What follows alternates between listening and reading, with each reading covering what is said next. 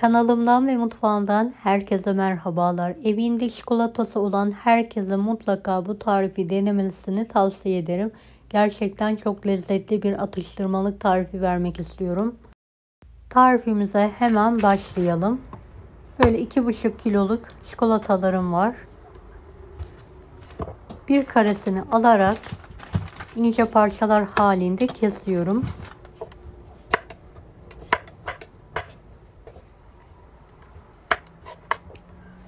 Evet, daha sonra kestiğim çikolataları cam kasenin içine alarak benmari usulü eritmeye bırakıyorum.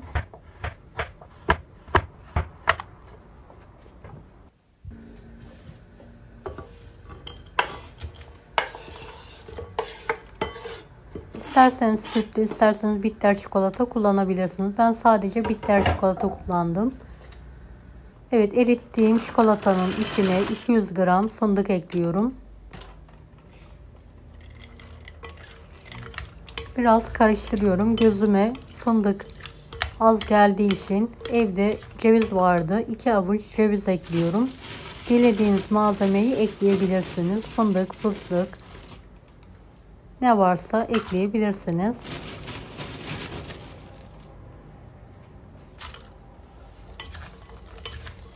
Evet, bol malzemeli gördüğünüz gibi. Çikolata oranı biraz daha azalttım. Karıştırıyorum.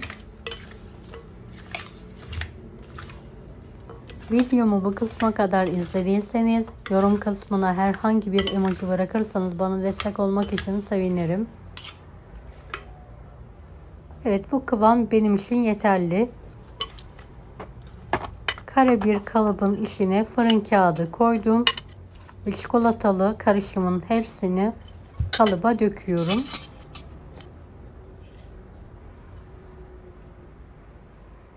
Evet, çikolataların hepsini sıyırarak kaba alıyorum. En son düzgün bir şekilde üzerini düzeltiyorum.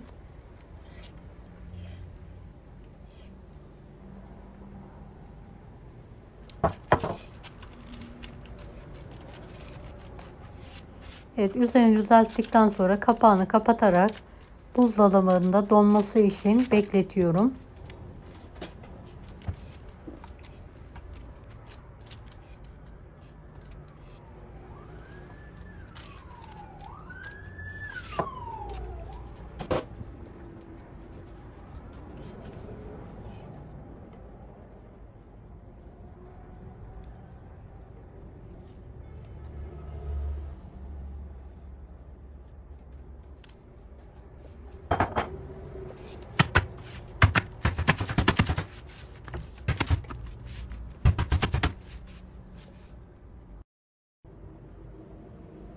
Evet, dondurduğum çikolatayı kağıttan ve kalıptan çıkartıyorum.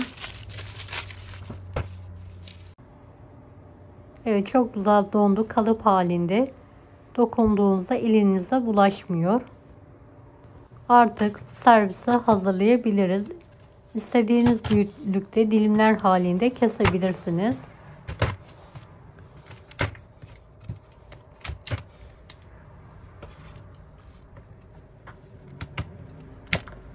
Evet, dilimledikten sonra hava almayacak bir kapta uzun süre bu şekilde saklayabilirsiniz. Gerçekten çok lezzetli. Özellikle çayın, kahvenin yanında güzel bir atıştırmalık oluyor. Denemenizi tavsiye ederim. Deneyecek olanlara şimdiden kolaylıklar dilerim. Kanalıma ücretsiz abone olmayı unutmayın. Bir dahaki videolarda görüşmek üzere. Allah'a emanet olun. Hoşça kalın. Daha farklı tarifler için bunları da izlemeyi unutmayınız.